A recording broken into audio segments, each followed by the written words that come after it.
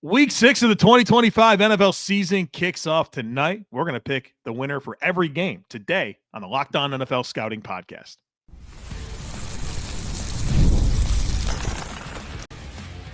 You are Locked On NFL Scouting with the Draft Dudes, your daily podcast for NFL and college football scouting. Part of the Locked On Podcast Network, your team every day. What's better than this? It's guys being dudes here on the Locked On NFL Scouting Podcast. We're the Draft Dudes. I'm Joe Marino from Locked On Bills. He's Kyle Crabbs from Locked On Dolphins. And we are your NFL experts here with you daily to talk team building across the league on the Locked On NFL Scouting Podcast with the Draft Dudes, part of the Locked On Podcast Network, your team every day. Want to issue a big thank you, shout out, and welcome to our everydayers. Those of you who never miss a single episode, we appreciate you all being here very, very much. This episode is presented by PrizePicks. Download the PrizePicks app today. Use code LOCKEDONNFL to get $50 in lineups after you play your first $5 lineup. Joe, another trade last night. I know, dude. Came in late. You had the Greg Newsome. After 2 years of speculation, it feels like Greg Newsome's finally traded. And he goes to Jacksonville and is swapped for Tyson Campbell. A corner-for-corner swap, some salary exchange. And, I think I like this more for Jacksonville. Because they get out of the Campbell deal. Is that the win? You get out of a long-term contract, and I think you get a player that's probably a better fit for what Campaneel's doing defensively. Yeah. And they get the rest of the year to see that through, and if they like them, give them the bag. Right. Now, the downside is they did end up paying Tyson Campbell $30 million for only 5 years past the end of his rookie contract. Yeah. So if you wanted to get technical, that would be the downside. But that's Shad part Khan's going to be okay. Regime change stuff, right? So I digress. We have 15 games to get into. It was not a very graceful week for anybody in week 5. No. Whether it was you, me. No, probably my all-time worst week ever at picking games, man. No, I'm pretty sure we could go through the archives. I don't know. If I 5-9, Kyle. 5-9. Picking winners. It's pretty bad. It was and you know what? If you took the games in which teams blew double-digit leads, what would your record have been? It might have been a little better, but I have a pretty good feeling it would have been a lot better. Yeah, would have been a lot better because that included Miami, that included Philadelphia. I know. That included Arizona. Jerks, man. But still 47-31 and 53-25 on the season, each of us respectfully. And then the show picks against the spread based off the roster power rankings that we do throughout the course of the summer, in which we put players in buckets. Probably due for an update on some of the incomplete evaluation players. So maybe that's something we can explore next week on the show is, hey, who are our incomplete evaluations in the summer who have earned a different categorization for better or for worse? I like that. We'll probably do that. There you go. Mm-hmm. Programming plan. Jeez. Welcome, everybody, to Locked On NFL Scouting Programming Content Meeting. Let's go ahead and get into Week 6, where tonight we have the Eagles playing the New York Giants at MetLife. And the Eagles are favored by 7.5 points on the road as divisional underdogs on a short week. Yeah, I don't know that the Eagles are playing great football, but I think they are playing great defensive football. A lot of really talented players, a good coordinator in Fangio. I don't really love the idea of Jackson Dart on a short week where your practice reps are minimal to be able to do enough here to beat Philly, even though they're at home on a short week. So I'm going Eagles. Well, they get the good news of Tyrone Tracy's back for them, which should help as well, right? But I'm with you. I'm picking the Eagles to win the game because you and I don't have to worry about the spread, which is brought to you by FanDuel. But the show does. And the show has these two teams separated in our roster power rankings by 8 points after you account for home and away. So the show is going to pick the Eagles to cover the 7.5, but it's very close. And I would not touch that one with real money. It's an awkward, unpredictable how good Philly is or is not going to play. Their run game's kind of inconsistent. I think that plays kind of into what the Giants are able to do well defensively. a weird game. I think it could be a weird game tonight. Could be. Yeah, could be. Kind of I'll watch it. speaking. Yeah, I'll be watching this over the hockey. Hockey's getting going. Right. So. Right. Speaking of weird games, anytime the Jets touch the field, you never know what you're going to get. But they are home, air quotes, for our latest international showcase. I'm digging the constant theme of 9:30 kickoffs. I'm not mad about that one bit. They'll play the Denver Broncos overseas, and the Broncos are favored by 7 points. Justin Fields has a passer rating over 100, Kyle. 4 starts this year. Numbers lie. You want to talk about how worthless a number that is, boy. Numbers lie. I have zero confidence in Justin Fields against his Broncos defense. There's smothering potential, right? Because they're one of the few teams that has a player that can just authentically one-on-one blanket, has the potential to get blanket Garrett Wilson. Right? Yeah, where else are you going with the ball? I mean, I like Mason Taylor as much as the next guy, but they're one of the select few teams that I think has a defensive line that can just line up across the board and say, "Hey, we'll go mano a mano with you," and we think we can maintain the original line of scrimmage and probably have success doing so. John Franklin Myers' revenge game. Oh, yes, absolutely. But he plays for Denver, so another compounding problem. Denver, big. Cody Rourke, I don't know if you guys saw this. We have the every Locked On host went through and put their team in a bucket. He put them in the locked and loaded, man. He put them up there at the top. Feeling good. He's feeling good after that Eagles win and that Bengals win, man. They should feel good after the Eagles win, right? You go into Philly, come back win, should feel good. Now, I don't know about locked and loaded, but I was it. Did you see where I went? Yeah, is it April, right? Yeah, is it April yet? Yeah, so we're full on draft mode here, baby. Come on. So it won't be long before we're starting to have some prospect conversations here on Wednesdays on Locked On NFL Scouting. You'll beat me to it, I'm sure. Yeah, we can start pushing for it. The show likes Denver to cover the 7-point spread as a Jets home, but really a neutral site game, right? You want to get another one in before the break? Yeah. Patriots Saints. Interesting matchup. New England going to New Orleans for this game, and they're favored by 3.5 points. Yeah, I like New England, excuse me. I think obviously they're coming off of their huge win over Buffalo, but I think Drake May's a good quarterback, and I think the Saints are undermanned. What's the best thing about the Saints? Maybe their perimeter receivers with speed. I don't think it matters against those Patriots corners. I think the Patriots handle their business on the road. Yeah, this is I'm with you picking New England to win the game. The show likes New England by 4, so they're going to take New England to cover the 3.5 as well. So we've had a couple games. The Broncos-Jets spread was not close to the actual line, but both the Philadelphia and New England lines that we have are very close, within 0.5 point of what the actual spreads are. But the show is going to lean on the favorite here with New England as well, where they're just worried about Spencer Rattler going against a good defense that seems like it's really coming into its own, right? Now, the other side of that coin is younger team, potential letdown opportunity after the game last week. I think that's the red flag for New England that they need to fight against. Yeah, I think the Patriots have a pretty disciplined defense, and they'll be able to control the Saints rushing attack, force them to throw, and I don't like that formula for New Orleans in this one. Yeah. All right, we'll get to Chargers-Dolphins here next, folks. Be sure to stick with us. Mazda crafts cars for those who do more than simply move. Mazda delivers confidence with every ride, with more IIHS Top Safety Pick Plus awards than anyone else. From footwork to breathwork, athletes sweat all the details. Mazda brings this same intention to how we craft every model. You can feel the craftsmanship in every detail, from the metallic accents to available Napa leather upholstery. You can make everyday drives feel like anything but, from smooth handling to the intuitive controls.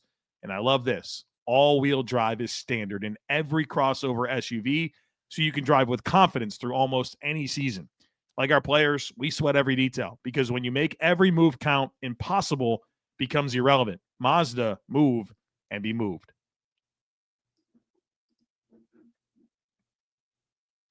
All right.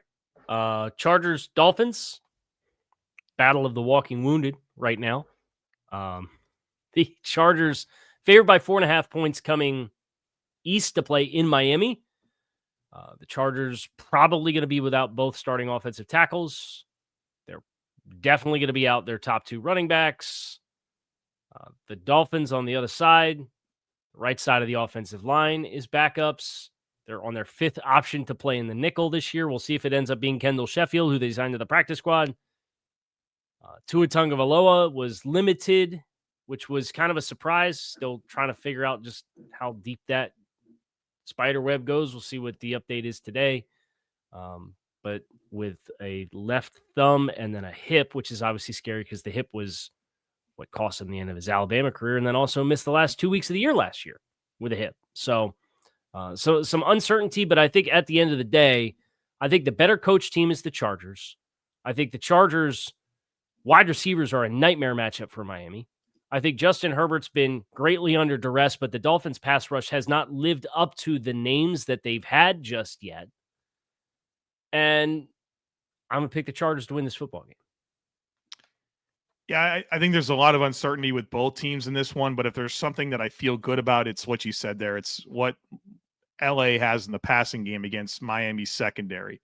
I do recognize that LA has not played their best football the last 2 weeks, and the passing game wasn't what it has been over the last 2 weeks.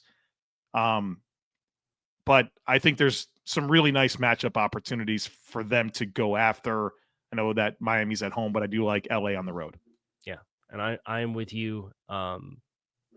The element that I'm most interested in this game is what the Dolphins do running the ball after they got kind of a Big 12 3 defensive tackle shell against Carolina and just kind of gave up on running the ball. And the Chargers give up a lot of yards on the ground. And the Dolphins should have some familiarity with this group because Jamari Caldwell is the rookie out of Oregon, but it's Deshaun Hand, who played on this team the last 2 years. And then Tier Tart, who was in Miami in 23, but they ended up going in a different direction. So no Khalil Mack, right? How much does Odafe Owe play? He really hasn't been effective getting off of blocks anyway this year. I think the Dolphins can limit the possessions by showing some life running the ball, which they did not show last week. But I'm with you picking the Chargers and the show because of the injuries likes Miami to cover the 4.5, but not to win the game. I have a real quick Dolphins question for you that I think is probably the most under-discussed element of Miami that needs more attention. Can we discuss the progress of Jake Bailey as the number 2 EPA per punter in the NFL, right? Yeah, a lot of competition, right? A lot of, he's competition better. Good thing. Yeah. Level up your game or brought it out of him. The road. All right. I mean, it's a big breakout for the guy. I mean, like this guy's like 8 years into his career. Yeah, he's been sensational. He's been very good.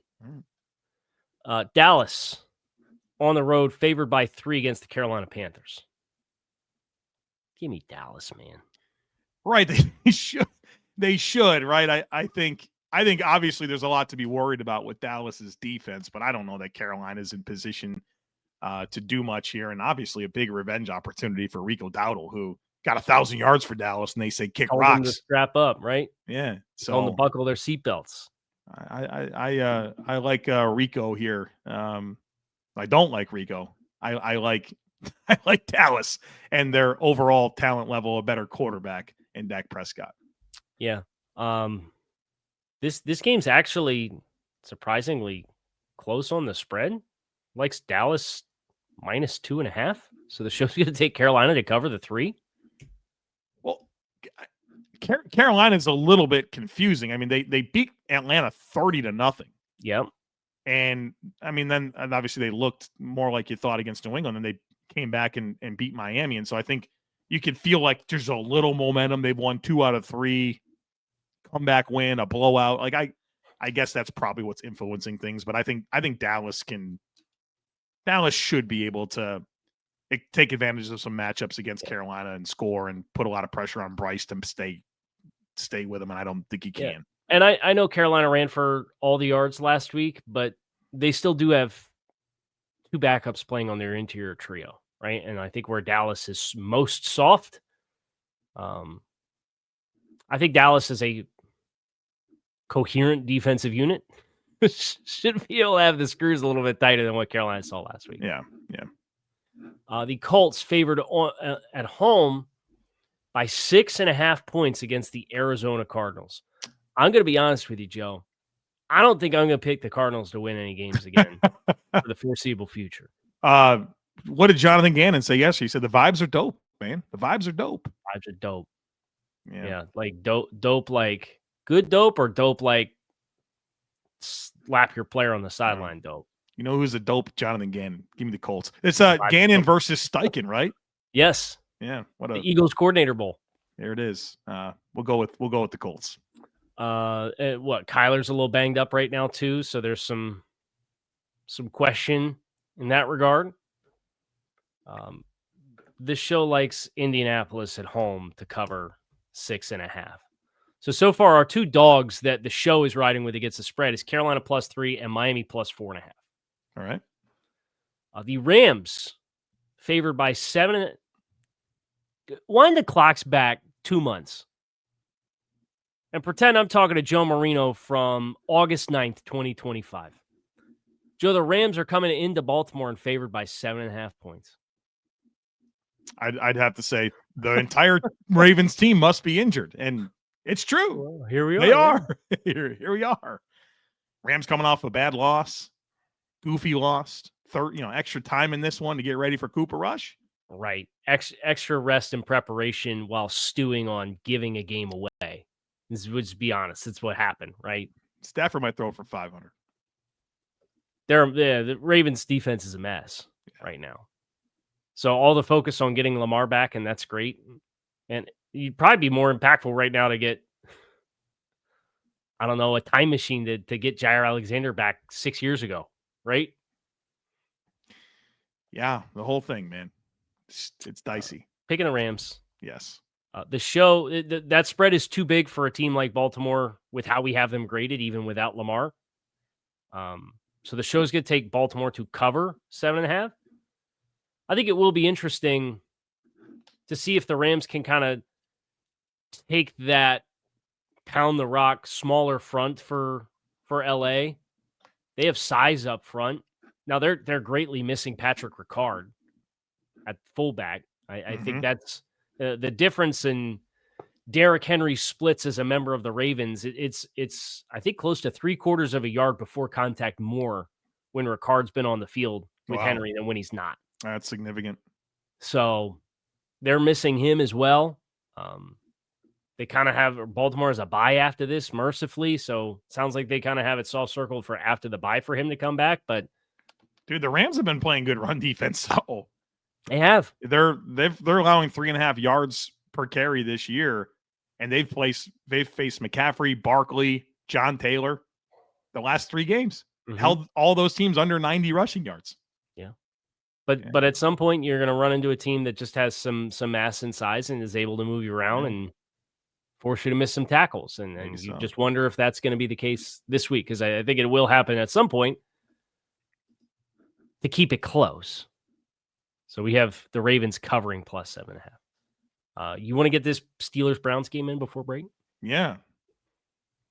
Steelers. Pittsburgh's favored at home by 5.5 points. There's a path for Cleveland. There's no doubt. They're scrappy. Right. I like their defense. I don't really know what Pittsburgh is. I don't think Aaron Rodgers can move. Pittsburgh hasn't run the ball. They're coming off of a bye. Yeah, I mean, Cleveland's coming off of a trip to England, right? Yeah. I think if the travel dynamics and the rest dynamics were different, I might pick Cleveland to get an upset win here, just because Pittsburgh's kind of been all over the board and Aaron Rodgers hasn't played particularly well. Right. I think there will be enough here with Pittsburgh at home, with a quarterback in his second start, that I think Pittsburgh will have what's needed to get this taken care of here. Pittsburgh's front should be able to control this game defensively. Should. But I did take a step back when I first thought about the matchups. And I said, well, I could see how Cleveland could be really pesky and kind of problematic here. I would not be surprised. Yeah, I don't disagree. The show likes Pittsburgh to cover 5.5. I think all the best games of the week are coming up next. Seattle, Jacksonville, San Fran, Tampa, Detroit, KC. We'll do all that here next. Folks, be sure to stick with us. The NFL season is back, and honestly, there's nothing better than being in the stadium surrounded by fans cheering on your team. But let's be honest, getting tickets can be a hassle. Between queues, login screens, and prices jumping at checkout, it's frustrating. That's why I use Gametime, the app that gives the advantage back to fans. Gametime is fast, easy, and backed by the Gametime guarantee. You're always going to get 100% authentic tickets delivered on time and at the best price. Plus, all fees are included, so the price you see is the price you pay. It's just faster, it's cheaper, and less stressful than any other way that you can purchase tickets. Maybe you're looking at this weekend and thinking maybe there's a college game or a NFL game, a hockey game, a playoff baseball game, NBA. It's all available, and you can make a last-minute decision and get a great deal on seats over at Gametime. So download the Gametime app, create an account, and use code LOCKEDONNFL for $20 off your first purchase. Terms apply. Again, that's promo code LOCKEDONNFL for $20 off. Swipe, tap, ticket, go. Download Gametime today. The NFL season is here, and FanDuel has an offer that you do not want to miss. Right now, new customers can bet just $5, and you're going to get $300 in bonus bets if you win. That's right. Pick a bet, put $5 down, and if you get that bet correct, you're going to unlock $300 in bonus bets to use across the app. I love how FanDuel makes it possible to play in so many different ways. I've built parlays, I've tried player props, and even followed the live lines during games. It just makes watching football even more exciting when you have a little something riding on the action. And so whether you're a casual fan or you love diving into the stats, FanDuel makes the game day experience so much better. All the lines we're talking about today are on FanDuel right now. So if you like something, and coming up here, there's going to be some money line bets that I really like, teams that are not favored that I think will win the game. So maybe you can get in on that action. So what are you waiting for? Visit FanDuel.com to download the FanDuel app today and get started. Our next game features one of the teams that was just a part of the cornerback trade that we talked about at the top of the show. The last game that we did before the break was the other team. Jacksonville at home hosting the Seattle Seahawks. What a game this has the potential to be. Yeah, this is what I'm doing at 1 o'clock. I'm picking Seattle. And the reason why. Talk me into it, because I want to be there with you, but I don't know that I am. I'm totally okay if you do not align here. Here's what this comes down to. I think both defenses present challenges for the opposing offense. I really do.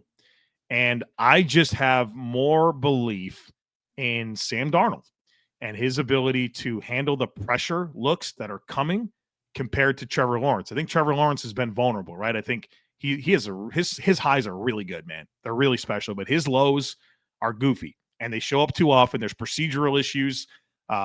He's late with decisions, and I just feel like this Seattle defense can eat that up. And so, yeah, I think there's a lot that Jacksonville can do to stress Sam Darnold, but I think Sam Darnold's been more consistent in terms of being able to overcome some of that. I think he's playing some really good ball, and I think he got a lot of momentum.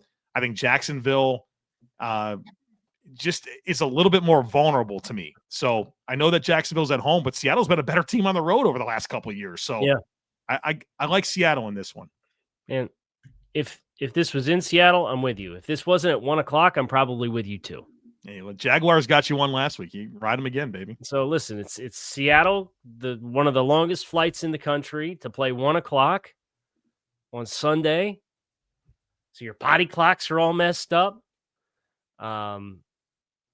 Jacksonville, I think, will have the ability to take some of the pressure off of Trevor Lawrence by running the football. And I look at the Jaguars front and their front seven, and I feel a little bit better about their ability to stop the run.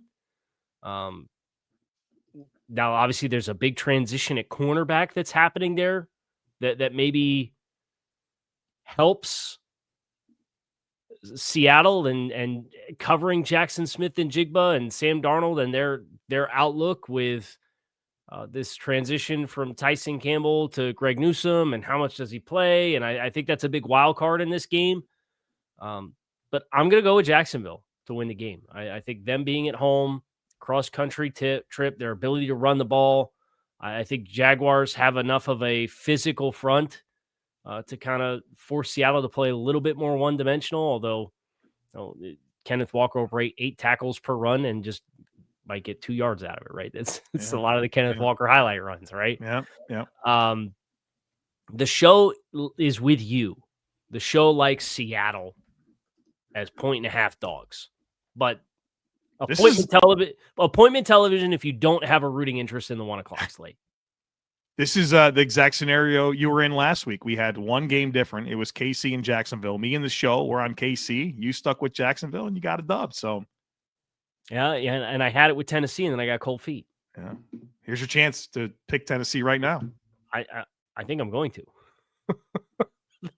The vibes in Las Vegas are not good, right? So, I mean, Pete Carroll's coming out talking about Chip Kelly's play calling, and he's surprised it's taking as long as it is. Max Crosby's been a high gravitational pull and a high attention player, but he hasn't been a high splash player. He needs some other guys to step up. They haven't done it. Cam Ward, fair to say he played his best game in week 4 against Arizona. Certainly had his best moment. Against a significantly better defense than what the Raiders have to offer. Let's do it. Let's tighten up, man. I'm going to go with the Titans. I can't believe it. I'm going with the Titans. I'm going to ride with you on the Titans. I guess for a lot of the reasons you just said. I think the Titans might have a decent defense, and that's bad news for the Raiders, who, I mean, they've been deplorable. What's really concerning is Geno Smith's clean, like no pressure metrics, bro. He's 6 interceptions with no pressure, man. Powers is not going to be able to go. The offensive line's goofy. Titans. Yeah, I guess the Titans. The show likes the Raiders to cover 4.5. So it's you, Kyle, and Joe against the show. All right. We made Tim wait for it this week, but I'm glad we get a little bit of disparity with the picks here the last couple games. Make sure Tim's entertained if he's still with us. Tim? How are you, man? Hey, Hope you're doing well. What's up, buddy? The Bucs at home, favored by 3 points in the 425 game against the San Francisco 49ers. Bucs. San Francisco has not been able to run the ball this year, like at all. They've had McCaffrey's gotten going in the passing game, but Tampa is their pressure looks are really good, and I think ultimately, I think Tampa's gonna be able to throw the football in this game at home. Give me Tampa. Well, and it's also, it's a little bit less of the same element, but it's a West Coast team coming to the state of Florida, right? It's different because it's at 4 o'clock versus being at 1 o'clock, but that's still a long flight. It's still a long extra piece of 2 teams if you felt like they were pretty evenly matched, and San Francisco does have the advantage of extra rest, so I think this game's compelling in that regard as well.